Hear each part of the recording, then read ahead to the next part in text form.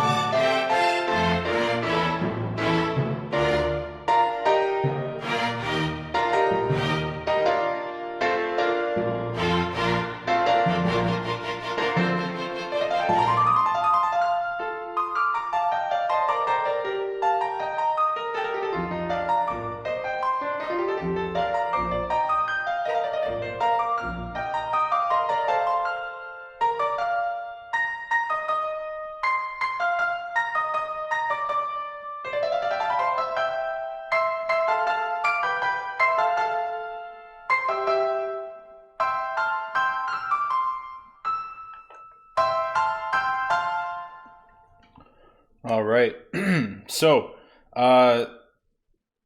here you can see where we left off. This is where our strings happened and this pizzicato moment. And the question now is, well, what should happen? And just listening to it just now, honestly, something that came to me was that I want a bit more of this upward arpeggio action, even here potentially, like extending this this first phrase here in the 4/4 bar with some more of those upward kind of jumps. So I want to go back and hear it a bit.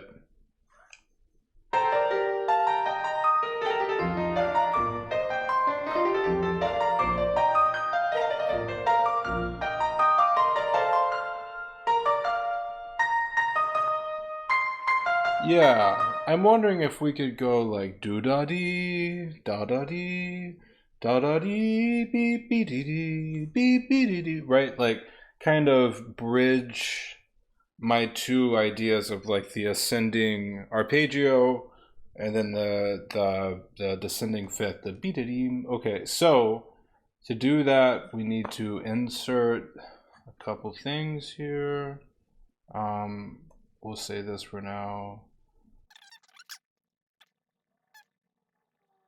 I think I want da da dee da da dee da da dee beep beep dee dee. I mean that's sort of what, and I think that means staying in 3/4 too. I mean what I just sang was in 3/4.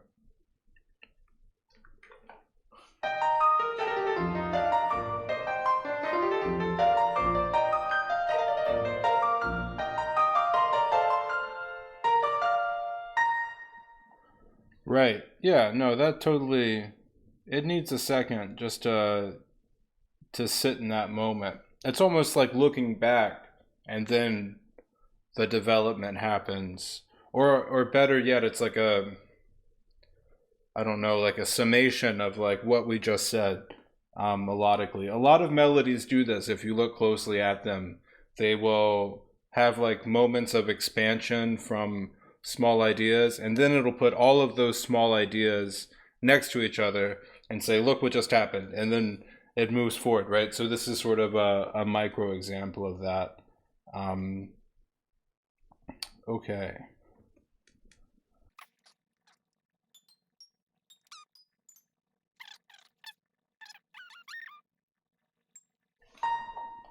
This is it. I hope. I always say that when I'm talking to you, and then we listen to it and it's all wrong. I can never quite figure it out. Okay.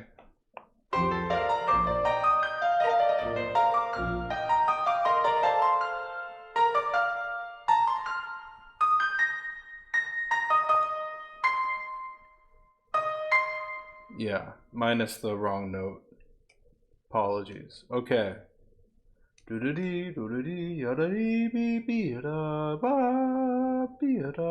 And then all this gets deleted. I mean, we got it.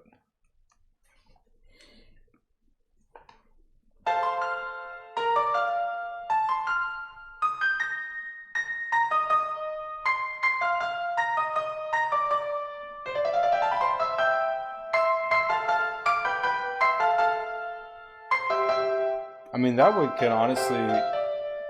could honestly even stay the same. To have the second one not with these expanded, because they serve less of a purpose the second time around.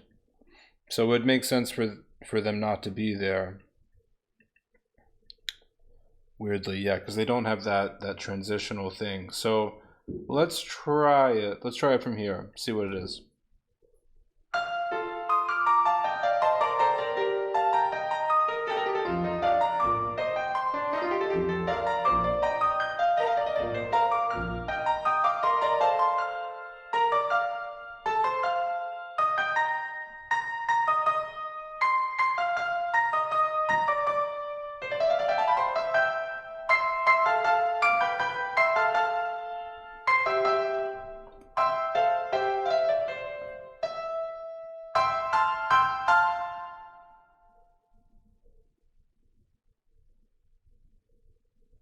Wow. Oh, hang on. I just got an idea here. Da da dee ya, boing.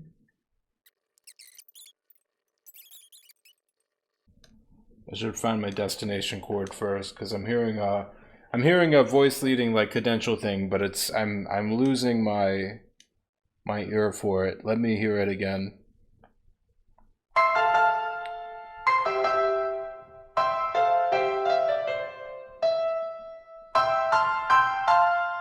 Ta-dam, bum.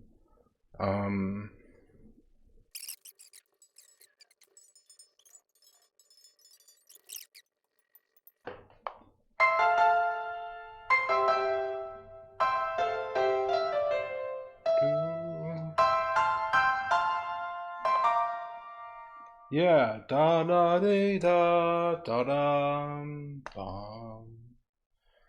Da da dee da da dum bum. This is really kind of how sketching works. I mean, I feel like when you're truly just it's just kind of, it just happens, and you have to structure it after the fact and add little things and do whatever you need to do to make it work. But ultimately, you know, it has to come out somehow. And it isn't always pretty the first time around or put together. But yeah, I tend to do this. My pieces just will go on into, you know, the infinite void of empty measures, and I just sort of try to keep it organic, try to keep it flowing and growing. And I'm sure many of you know that this is not the way a lot of people write music, and that's totally okay. It's really beautiful that we can all do this together, and we can all help each other and work together and still write such different music. And I hope that, you know, I'll be honest, I am a little embarrassed about my my very tonal, my very melodic music, but at the same time, it comes so naturally to me that I guess in a way I believe that, like, a world should exist where I'm allowed to write this kind of music and still be part of the party, right? So we'll see. We'll see if that's the case, I guess. But honestly, I don't care anymore. I'm just so happy that we're here and that we get to do this and that I get to share it with you guys. So anyway, that was a tangent. Let's keep going. Okay, I made some changes here and I kind of forgot about them. So we're gonna do what we always do. We got to listen. Composing is about listening.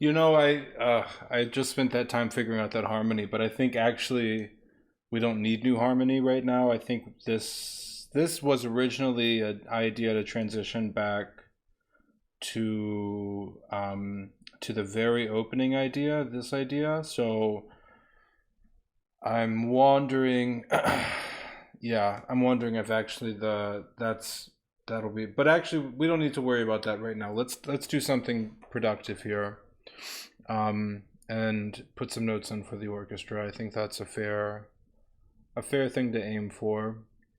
Now, last video we did. Oh,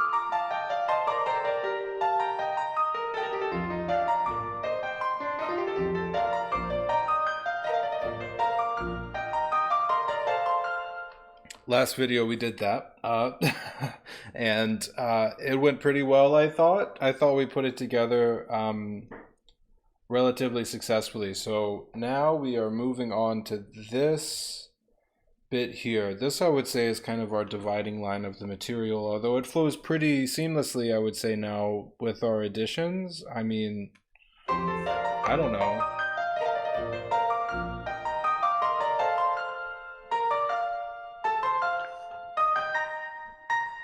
I mean, this is asking for definitely that big third beat now. Do do dee bom da da dee bom da da da ba be a dum. Do do dee bom dee ba da dum. Right, like keep it on that third beat in the four bar as well. Um, yeah, this is still, maybe this is just piano for those two bars.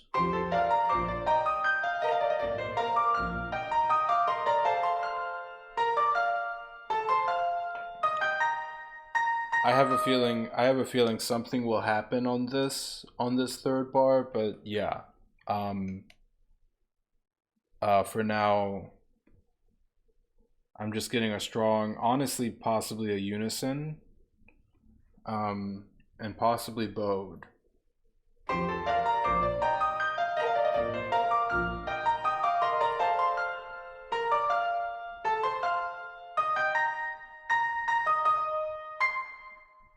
Yeah, that's kind of fun. Okay. Doo-doo-dee. I mean, why not F? Why not? Let's try that one first.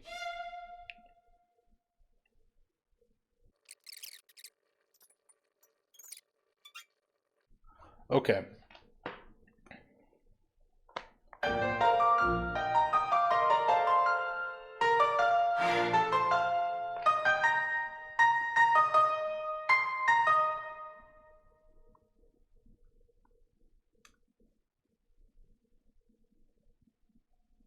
The timpani will save us in this measure. I just realized, sometimes the light bulbs come quick and easy. Let's throw it in there.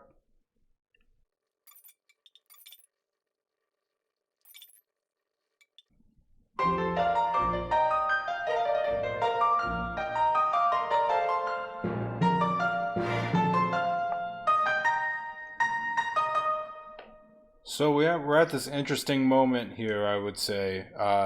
The timpani's in, but is it?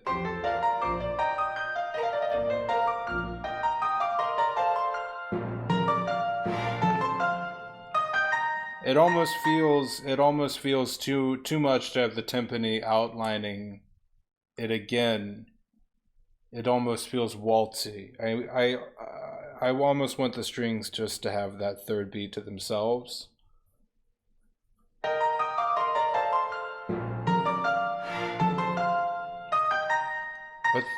But then it asks the question, why have the timpani at all in this measure? And then what will the timpani do for the rest of this? If it's already out of things to do on the second measure, but yeah, that's the big question here.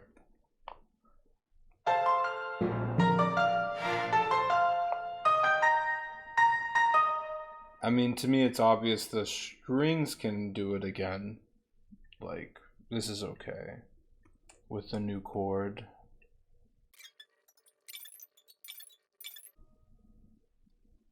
Okay, I think we have something cooking here. Let's try it again.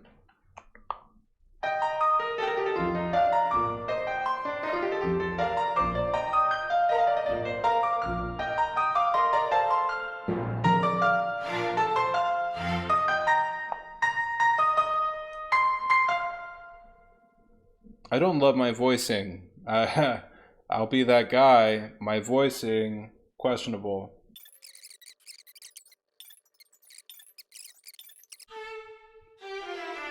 The misery continues. How to voice these chords. You know, I do think about the fact that hundreds and hundreds of years worth of composers have thought about how to voice these chords, and I still don't have an answer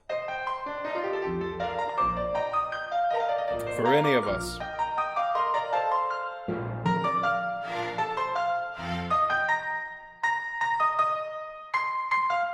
I'm just gonna have to walk away. You know, this is one of those things. On paper, it looks right. To the ear, it sounds lacking, and we'll have to find out what that is at some point. Certain things you don't find out until you've heard it 1,000 times and you've moved on, and you know, you keep learning, we keep growing. Okay. Onward. How are we doing?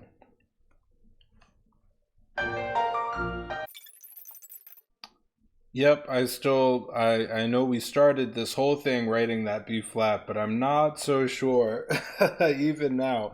But let's continue here. I think we do have a groove going.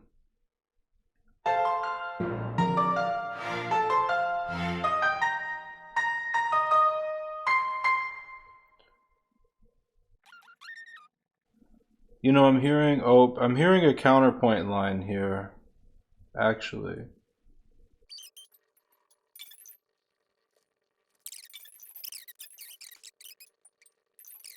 Ba ba bum ba ba bum. No, there's nothing there.